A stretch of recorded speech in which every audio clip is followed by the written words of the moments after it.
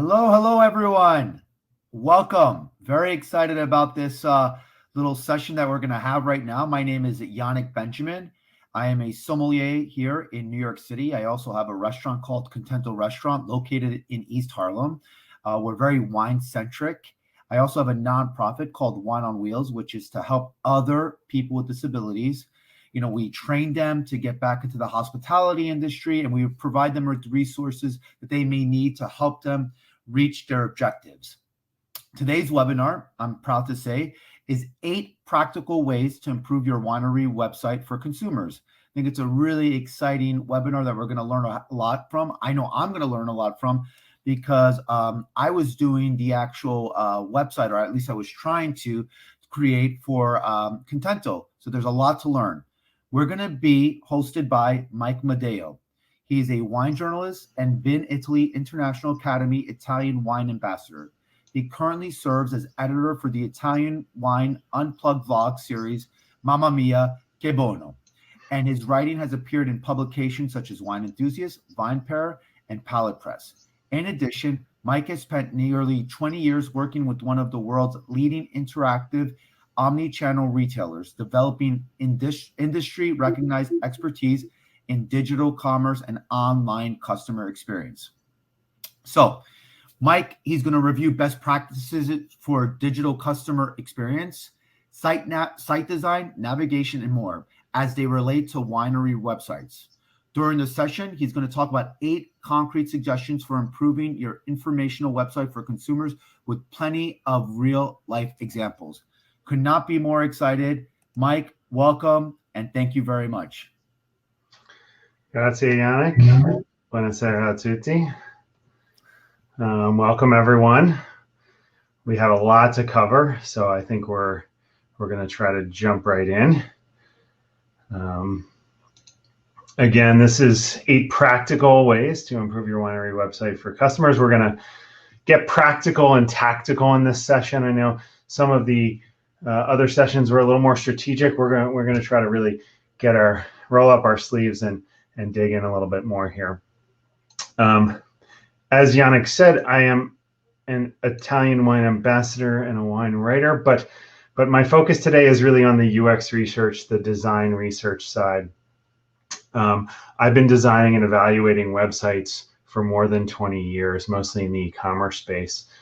But most importantly, I've watched thousands of hours of people using websites, right? And that, understanding what they like, where they succeed, where they get frustrated, where they get confused, that's really, to me, the lifeblood of any web designer. If you go to hire a web designer for your business, ask them, do you watch people use websites? Because if they don't, that concerns me that they're not going to be the best web designer. Okay, you got to watch people and really understand and empathize with them. So my practical suggestions today are going to be based on that, based on all that research that I've done.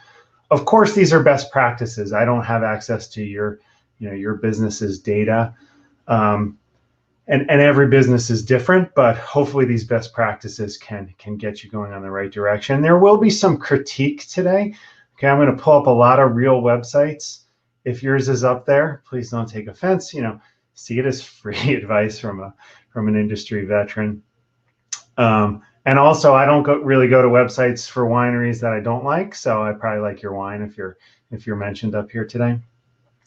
The other important consideration today as we go through is really thinking about the consumer mindset. So I did look at this considering a consumer coming to your winery website. Obviously, there are journalists, there are people in the trade. Michaela had an interesting presentation yesterday, more on the journalist side, which goes into some, of the more technical things that journalists need. There's some overlap there for sure, but I'm thinking about the consumer. And the key thing to think about is the consumer comes to your website to do something. Okay, they want to learn about a wine that they've drank. They want to see what other wines maybe you have in your collection. They want to learn about the history of the winery. Maybe they want to set up a visit. So there's always a goal in mind, okay? No one's sitting around going, ooh, this Cantina Medeo wine is great. I'm going to go see how they designed their website. That's not something people think about. I mean, I think about that because I'm a total geek, but most people aren't going to think about that. And so we need to make sure that our website designs don't get in the way of whatever that goal has to be. So I'll talk about that a lot.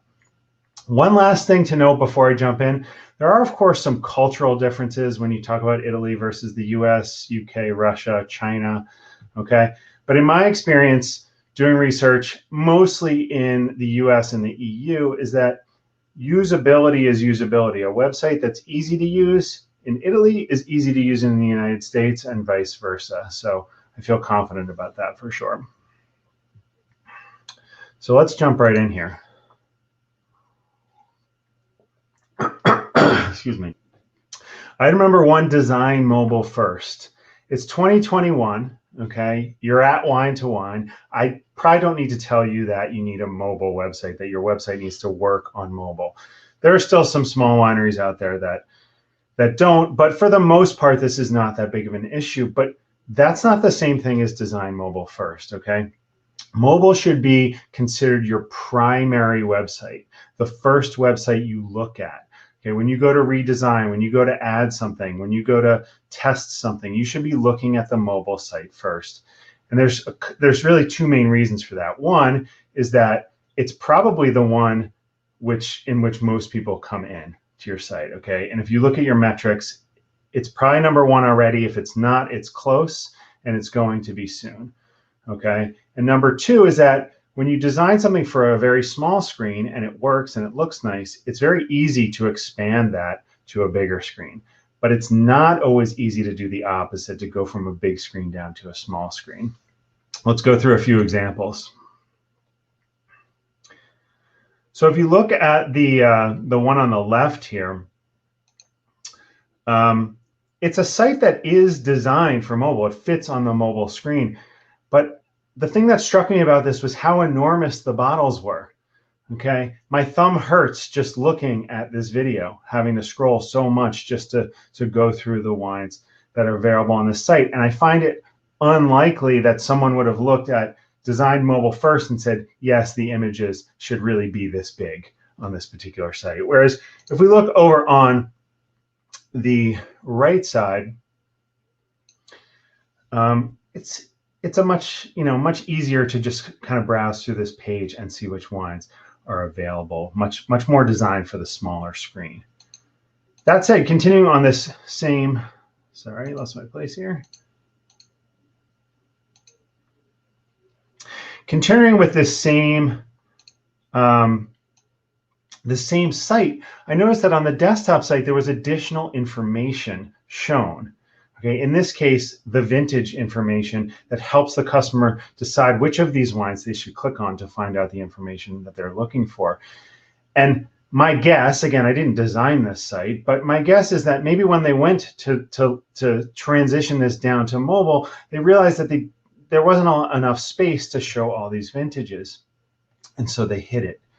And so what happens is, again, if you design mobile first, you realize what information is crucial to the customer, and you figure out a way to design it on the small screen. And then when you go to the larger screen, you don't have to worry about fitting it in because there's plenty of space. One last example here. This particular website uses the hover technique. So if you hover your mouse over each of these wine bottles, it tells you the name of the wine. And you can't really tell from the label, right? But if you look at the mobile site on the left, there's no hover on mobile because you don't have a mouse, right? So it's very difficult to read the labels. So there's really no way to know which of these wines is the one you're interested in. And so you end up having to guess.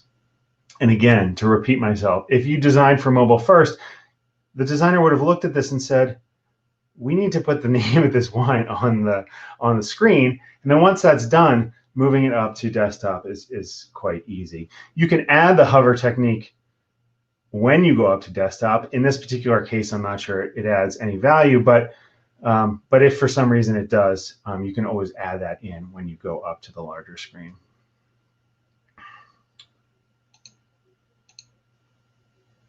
So this brings me to the second point, which is use flashy stuff carefully. And by flashy stuff, I mean animation, video, interactive techniques, things of this nature. And we'll go through some examples. Note that I don't say don't use these, okay? Because this kind of stuff can draw attention to particular aspects of your website. It can help, reinforce what your brand is all about. So when used correctly. But a lot of times I see people overusing these things or using them in ways that get in the way of those user goals that we talked about at the beginning. So again, let's take a look through some examples. So first up is just this idea of animation, okay? Animation can draw the user's attention, and that can be very useful. The problem is sometimes it gets overused, okay? And so I see websites where there's things flying around everywhere and everything is animated, okay? When everything is animated, essentially nothing is animated. Not only does it not draw my attention, the fact that everything's moving almost makes me gets me dizzy and makes me not sure where to look. Okay, so really want to use animation more tactically and say, what do I want people's attention to go to? And let's animate that and not animate things that we don't need.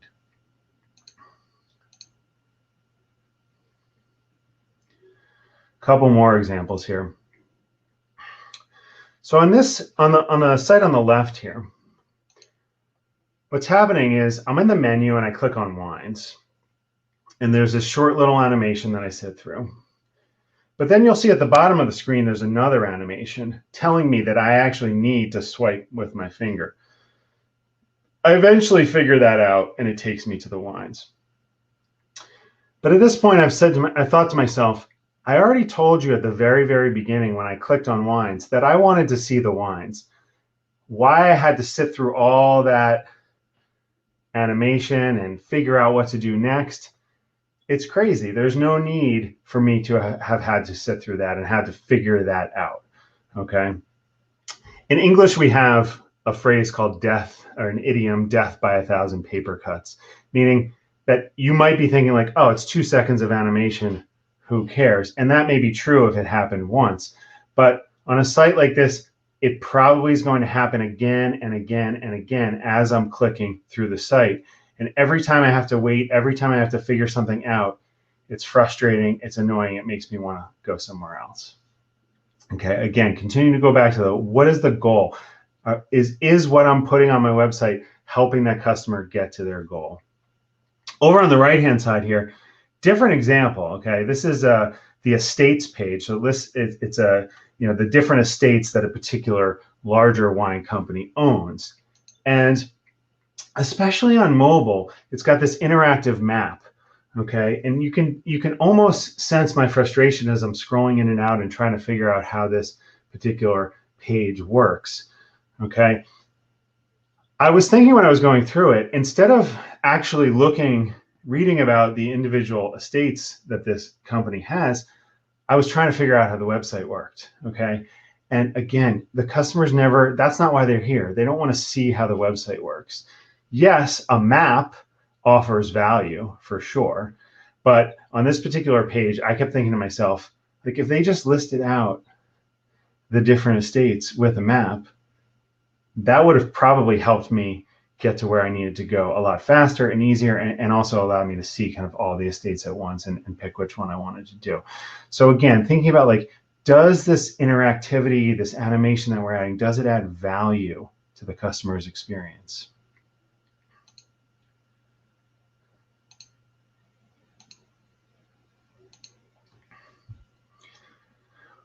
One more really interesting example, okay? So speaking of adding value, this video that's playing on this website is beautiful, right? I would say it does add value. It makes me want to go there, right? It makes me want to drink their wines. It's really, really just a lovely video. And I love the fact that they have the menu here at the top so that if I've seen it before or if I'm not interested, I can just click right in to where I'm going.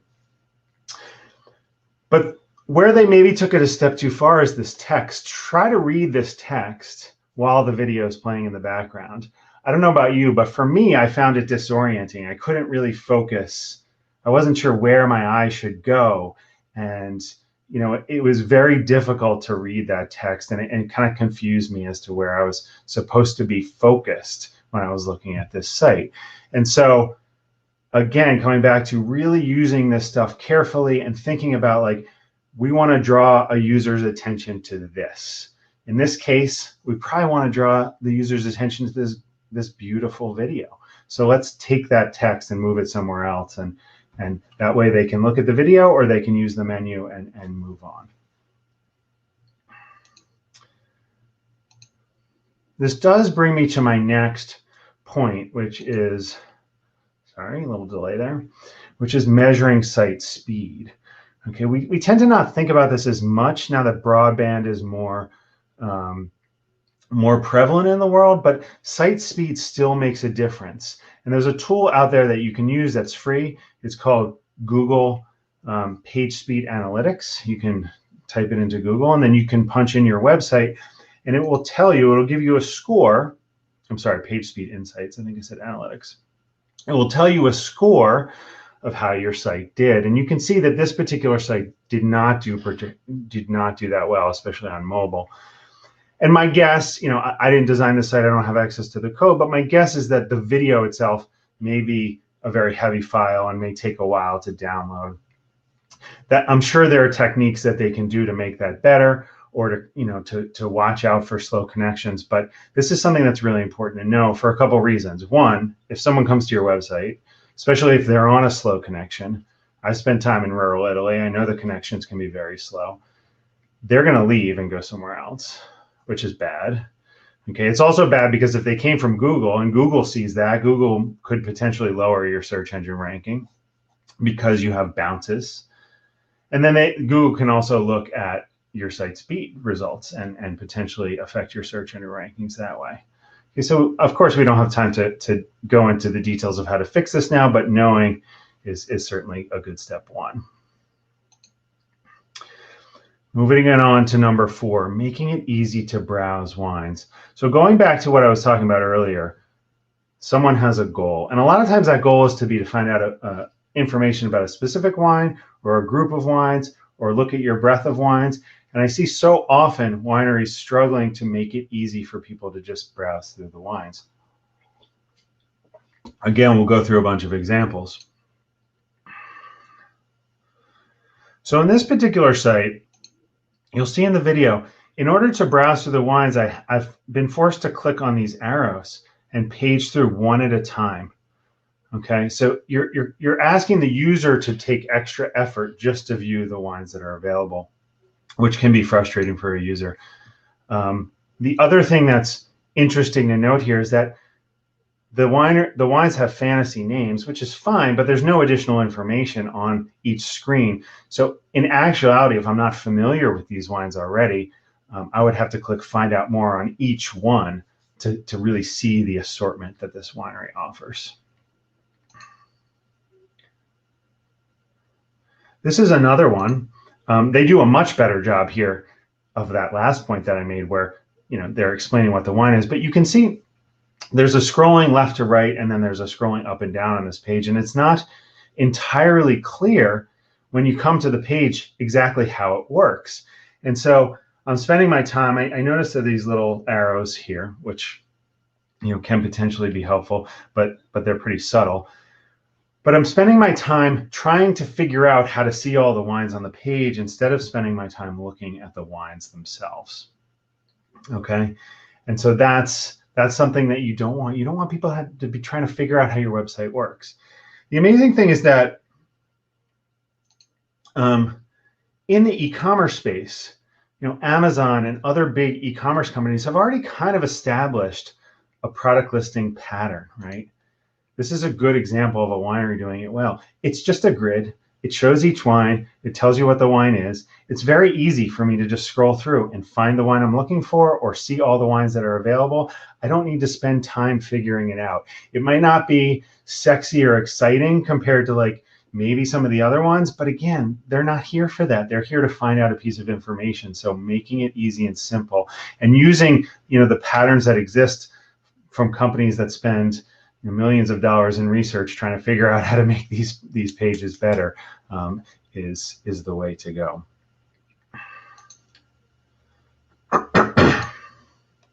So moving on to number 5, similar line, don't use confusing wine groups. I see this so often that wineries will group their wines in ways that make sense to the winery, but not to the consumer. Okay, and this again gets in the way of the goal.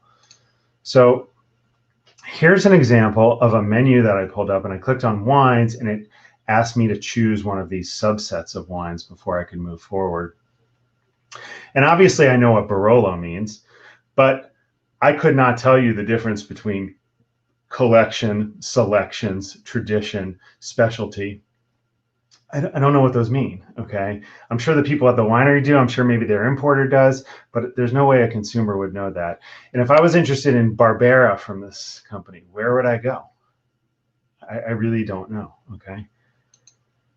Here's another example, okay? Perhaps a little bit better, sorry about that. Perhaps a little bit better because maybe if I've seen the label, I can see the label here, but if I had a Primitivo from this winery and I wanted similar wines or other Primitivos, where would I click? I really don't know where I would click. Okay, I'd probably have to go through each of these, which is not going to be a very good experience. So again, coming back to what should we be doing? All right, the gallery pattern, it works. Okay, I'm used to scrolling through. This is a big co-op winery. They've got 50 wines. Okay, which is probably on the larger side.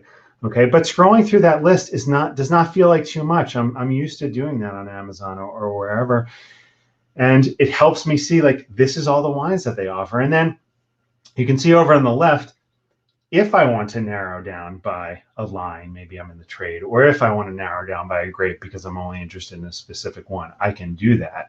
Okay, but you start with showing me everything, and then you allow me to narrow from there. If you have less than 50 wines, which is probably a lot of wineries, it's even easier. You can kind of put all your wines on the page, and on the desktop page, they might even be all visible at a glance. A little scrolling on mobile, of course, but very easy to see what wines are available and choose one and click on it and go forth. Number 6 is limiting paragraph text. So, excuse me, there are really 2 different kinds of pages. There's lots of different kinds of pages, but 2 main kinds of pages that I want to talk about. So there's navigation pages, which is like the home page or the wine page that we just looked at. And these pages really act as a stepping stone. Okay, they're not, users don't expect to find the information they're looking for on that page, but that page helps them get to the page where they want to go, right? And then you have your destination pages, your winery history, your individual wine pages, etc. And so when I say limiting paragraph text, I'm talking about mostly these navigation page, places like the home page. I see on winery sites, probably more so than other sites, long flowing paragraphs of text on these navigation pages. Now, look, I'm a wine writer. I get it. We like to talk about the terroir and the history and all the great things that we love about wine. And there's a place for that, okay? It's on the destination pages. It's not on the home page. It's not on the navigation pages. Now, let's just look at an example here. So here's just a simple example. This is a part of a home page of a website. And my eyes just kind of glaze over when I look at this, okay? Because it's hitting me with this text. And when people scan on the web, okay? They don't read top to bottom, left to right.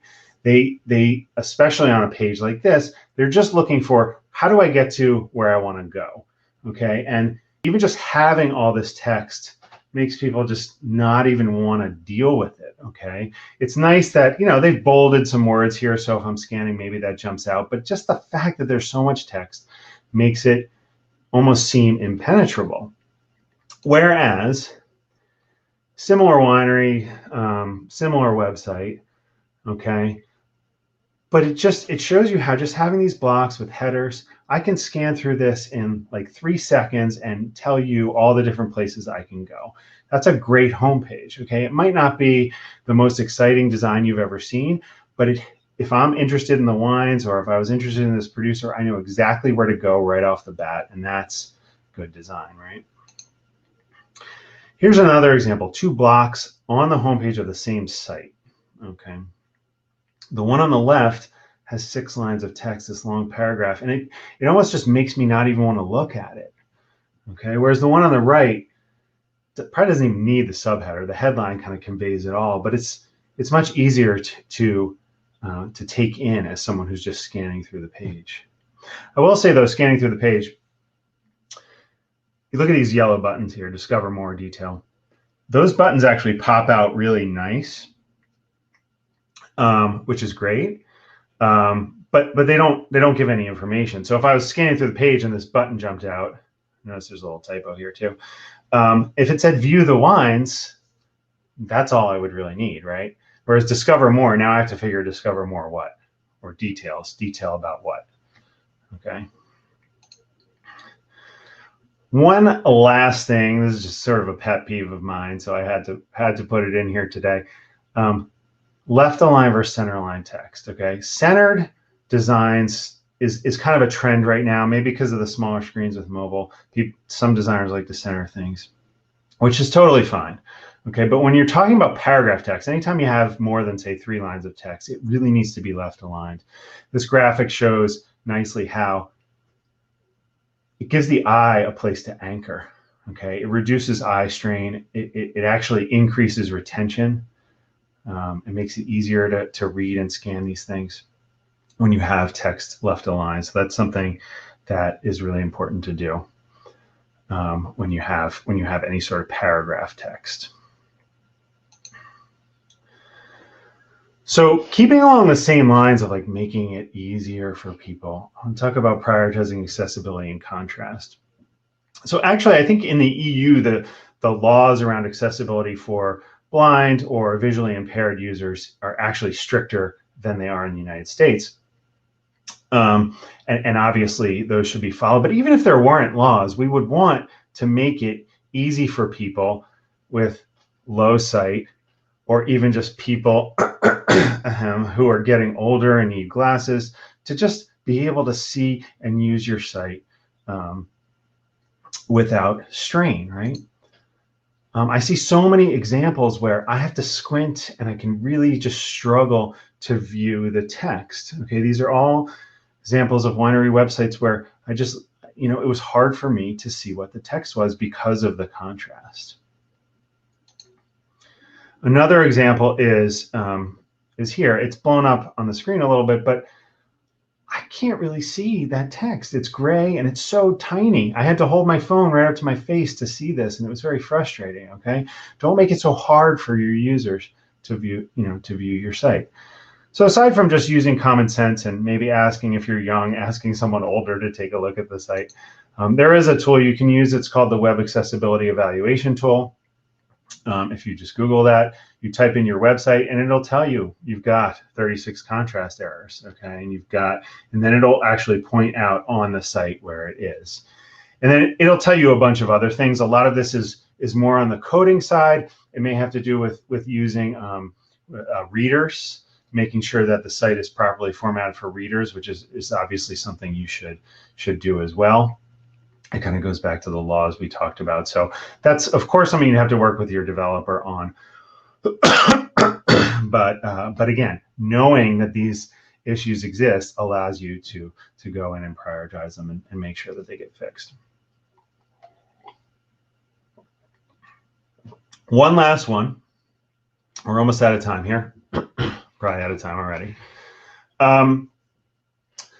But I'll try to make it quick. So testing thoroughly in multiple languages. This is sort of, again, on the same side, but it's great that so many Italian winery websites have an English site or maybe a German site, other languages as well. But I do see a lot of inconsistencies when I'm using sites in English. And so it's important to really test thoroughly and use native speakers to test. So let me give you a couple quick examples before we wrap up here. So here's a website where we're looking at the menu. Okay, it's just kind of zoomed in for you. I've chosen English. It's pretty obvious. It says it right there at the bottom. All the choices are in English. I've been clicking through and seeing the English site, and that's great. But I go ahead and I click on online shop, and it switches me back to Italian. And I don't know why. Now, as a professional in this industry, I think I know why, which is probably that the online shop might be a different technology than the informational site. And they're sort of tied together to look to be the same, but they're not exactly the same. That's my guess, because I see this issue quite a bit when you switch over to shop. But that's not really an excuse, because the consumer's not going to understand that. They're not going to know why that happened. Okay. This is Alto Adige. Same thing happens when I do German, right? That's a core consumer there that you're switching the language on, and they don't really understand why. And then when I come up to the top, it's just off the screen here, but click on menu again, it's telling me that I chose Italian, even though you know it. I saw it on the last screen. It was English, okay? Another thing that happens all the time is you land on a site, on a page, like within a site. And maybe I got this out of Google. Maybe, I was reading an article about a wine and I clicked on the link, or I got it off social media or something, and I see that it's in Italian. And I think, okay, well, it says Inglese right here. Great, I'll just change it so I can read it. And it takes me back to the homepage. Okay, and now since I don't know this site at all, I haven't been there before except for that one page. Now I have to figure out where that page is. Okay, incredibly frustrating experience when you could have just reloaded the same page and shown me the English version of the page. That happens all the time. All right, one last example, interesting story, I think, that talks about testing in all languages. So I was here in Pennsylvania. I went to Google and I typed in Master Biardino. Wanted to go to their website. Of course, a lot of results came up. It's a big, important winery.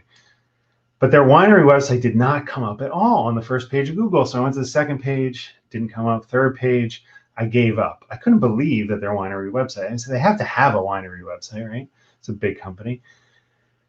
And so I eventually found it and came through and I saw, okay, this is a cool site. And I said, I want to switch it over to English. And so I clicked. And just like this, it switched, which I thought was really neat. Like the website didn't reload or anything. It just almost magically changed from Italian to English. But the web designer, web researcher guy in me started thinking about it. And I said, this is interesting with going back to the Google thing. So I investigated further and I went to Google and I clicked on Google in Italian. Okay, so you can switch. If you go in your preferences in Google, you can say which languages you want to be able to search in. And so I clicked on Italian and I went back and I searched for Master Biardino. And lo and behold, it was the #2 result in the thing below. I think they're American importer. And so what that got me thinking is that probably what's happening is that for whatever reason, as neat as it seemed, the way that the translation's being coded is causing a problem for Google, where Google's not seeing that this is an English language site. And so again, to me, this just illustrated the importance of really not only testing your site in the language, but testing the entire experience, testing in Google, testing from social media, thinking about anything that somebody would do if they were in a country that speaks in a language that you're looking to support. Because clearly there are people in the US and the UK who'd be interested in Master Biardino wines, for example. And so making sure they can find your website is really important. One last thing while we're here, if you look at Azienda, Media here, they translate to agency, which is just a weird term, and then average, which is just the wrong term for this particular, what media means. And so again, having someone who speaks the language just look at your site, they could be able to identify that in 2 minutes really easily. So that's important as well. All right, so I think I've gone over my time. This has been 8 practical ways to improve your winery website. I hope it was helpful. I hope you got some stuff out of it. Thank you so much for listening, for coming. Grazie. I'll be here for questions right now, but please also email me. I got my email here, my socials. I'm most active on Twitter, I'm on Swapcard as well. If you have questions that you either don't want to ask here or don't get a chance to ask here, yeah, reach out. I'd love to chat about this kind of stuff and go from there. Thanks so much. Mike, thank you for that wonderful presentation. A couple of questions. If a winery is interested in redesigning their website, what questions should they be asking a potential developer? What characteristics should they be looking when they're going to work alongside a developer, especially if you're not well versed in this particular subject of website design? What should you be looking for? Yeah, good question. So, I mean, as I said at the beginning, certainly, trying to see that they're connected to research in some way is always really useful. I mean, you might not necessarily have a lot of budget for research on a winery redesign, but an understanding of research and best practice is really important, and really showing empathy for the customer. I think a lot of the examples I showed, especially when we were talking about like the flashy stuff, it tends to be the designer just kind of showing off their design skills as opposed to doing something with purpose. So it's really all about, does this person understand the goals, and are they willing to design towards those goals? Mike, have you had any interaction or have you had access to metrics where it shows what are like the number one, or what are the few things that consumers complain or what frustrates them the most when they go on to winery websites? Yeah, I mean, I tried to focus on things that I've heard people say today, and so that was kind of the genesis of where I was coming from. Obviously, it's going to be a little different for everyone. I think it also depends on the site, because some sites are purely informational. Other sites will have some sort of visit, like wineries that have a hospitality component. You would think that you're going to get a lot of people looking at that, and if you can make a reservation or things like that. Certainly in the States, that's a big part of it. And then if there's an e-commerce aspect as well, I didn't even get a chance to dig into the e-commerce side. So maybe next year we'll do 8 practical ways to improve your e-commerce website. Got it. Understood. When a winery is creating the website or when they're redesigning, should they be? I mean, is it a mistake sometimes? Because I see sometimes wineries, they have a specific website, but it's only targeted to a specific audience. It seems somewhat limited.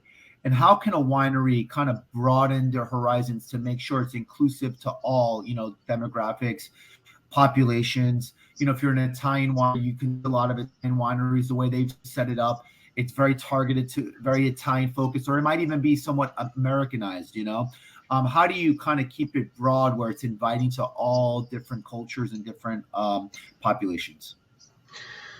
Sure. I mean, it's a challenging question, obviously. Yeah. I think that having different options makes a lot of sense. I'm thinking back to, this isn't, the best example for what you're talking about, but I'm thinking back to when we talked about the wine groups and the way that the wines were presented.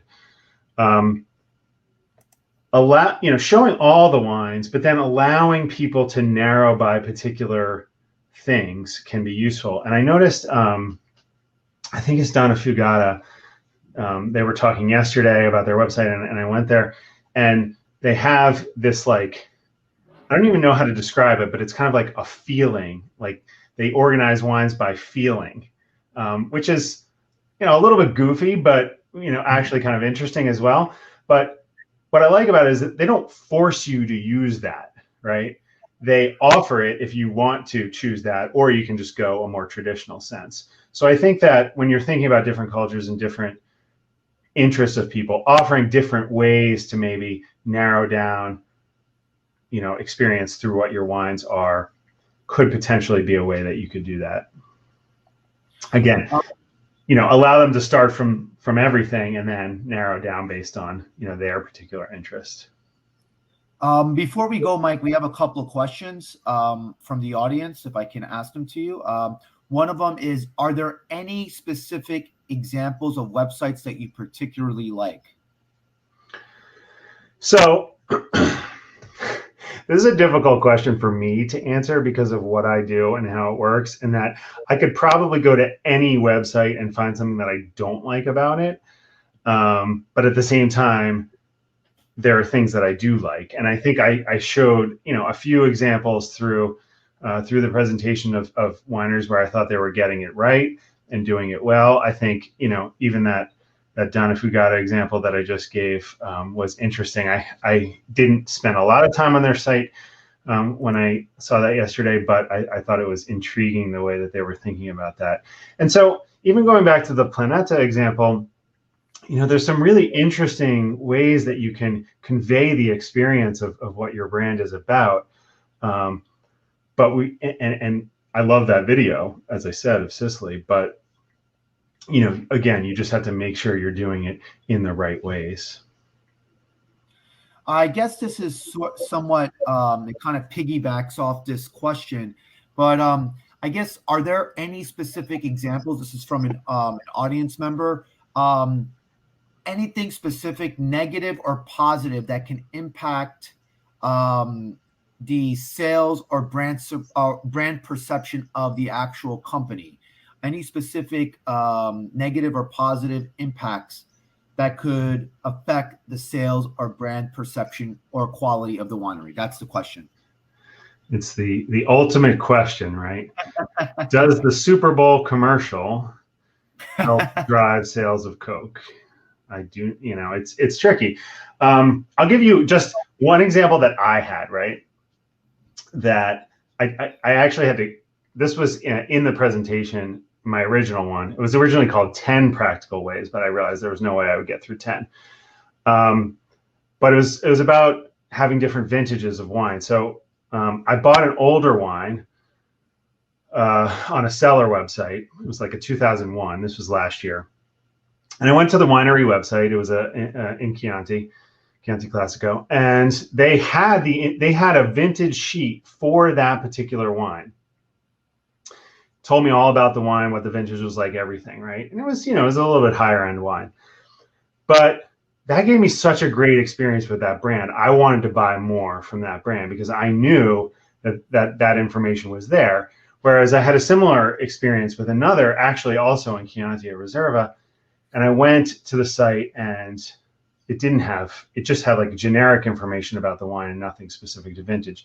So that's obviously an anecdote, okay? It's not a statistic, and I don't have the statistic, but I think it's a good example of like how you can cause someone to have a bad brand experience with you.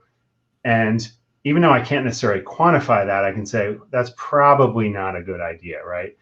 But on the flip side, if you give someone a good experience, then the next time they're presented with an opportunity to buy your wine, it's going to be in the consideration set. So again, maybe not a quantifiable answer there, but it is what it is. Well, this was very informative. I know for me as a business owner, this is really helpful because I know there's a lot that can be done with my website, even though it's a restaurant, but I think, this is very applicable too for other businesses as well. So Mike Madeo, you need to do like a couple of sessions of this, because they're maybe you did your 8 topics. Each one has its own specific webinar, but this was really helpful. You're really wonderful. I learned a lot, and I know everyone else learned a lot.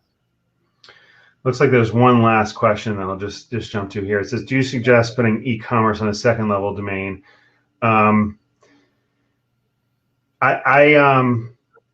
So going back to what we were talking about, I think that sometimes that's practical from a technology standpoint to have them be separate. But I think from a consumer standpoint, having it seem as seamless as possible, seamless. For those of you listening in English, that sounded weird. So I think that working anything you can do to make it seem like they work together and actually having them work together is really crucial when you're doing that. But I think it's fine if technically it makes sense to have them separate. So hopefully that answers your question. So thank you for the kind words, Yannick. I appreciate that. And thank you everyone for coming. Grazie mille. A presto.